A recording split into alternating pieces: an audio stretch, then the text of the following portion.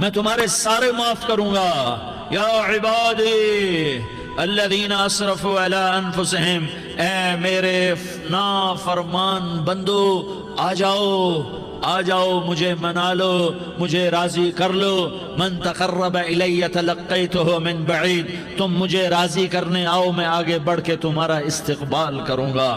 کوئی ناراض، میں کسی سے ناراض ہو جاؤں، وہ مجھے منانے آئے تو میں اس کا استقبال کروں گا یا منہ موڑ کے بیٹھوں گا اور اسے سلواتیں سناؤں گا، جلی کٹی سناؤں گا؟ میرا رب کہتا ہے لیاری کا جو مجھے راضی کرنے آتا ہے میں آگے بڑھ کے اس کا استقبال کرتا ہوں۔ میں کہتا ہوں آ جا میرا بندہ، میں تو کب سے تیرے انتظار میں تھا کہ کب توبہ کرے گا اور میں معاف کروں گا، کب توبہ کرے گا اور میں معاف کروں گا۔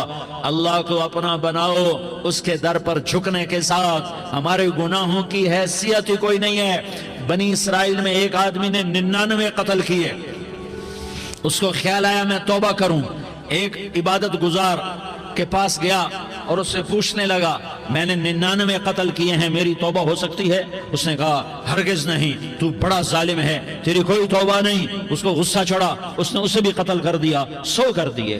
پھر اس کو خیال آیا میں توبہ کروں، تو وہ ایک عالم کے پاس گیا اور اس سے پوچھنے لگا میں نے 100 قتل کیے ہیں، کیا میری توبہ ہو سکتی ہے؟ کہ بیٹا کیوں نہیں ہو سکتی توبہ؟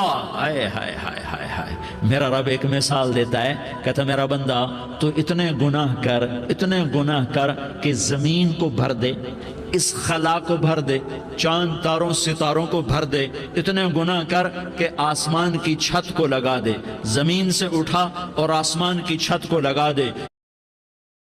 اتنے گناہ کرنے کے بعد صرف ایک دفعہ کہہ دے یا اللہ معافی دے دے تو میں سارے ہی معاف کروں گا، سارے معاف کروں گا، ولا ابالی، اور مجھے کوئی پرواہ نہیں ہوگی۔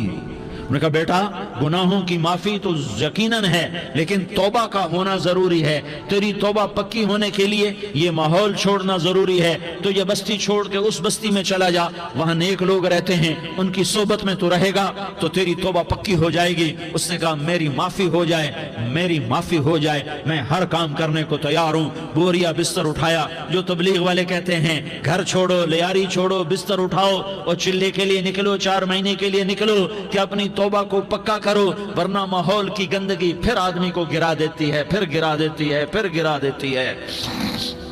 وہ نکلا، راستے میں موت آئی، جب موت نے جھٹکا دیا تو اس نے چھلانگ لگائی اس نیک لوگوں کی بس کی طرف، وہ ایسے اس کے ہاتھ اس کے آگے اور پورا جسم ایسے آگے پھیلا ہوا۔